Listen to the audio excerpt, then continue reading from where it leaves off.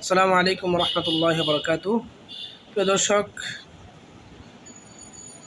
জিলহজ মাসের চাঁদ ওঠার পর আমরা যে সমস্ত বিষয় থেকে বিরত থাকব, এর মাঝে একটি হলো আমরা চুল কাটবো না, আমরা আমাদের নখ কাটবো না, আমরা আমাদের মোচ কাটবো না, আমরা আমাদের অন্য যে সমস্ত অযাচিত চুল রয়েছে, পশম রয়েছে, সেগুলো কাটবো না, সেগুলি থেকে বিরত থাকবো।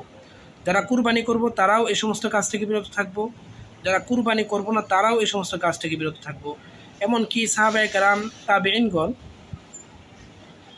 ছোট বাচ্চাদেরকেও এই সময়গুলোতে জিলহজের যে 10 দিন কুরবানির আগ পর্যন্ত, চাঁদ ওঠার পর থেকে এই সময়ের মাঝে বাচ্চাদের চুল কাটাকেও অপছন্দনীয় মনে করতেন।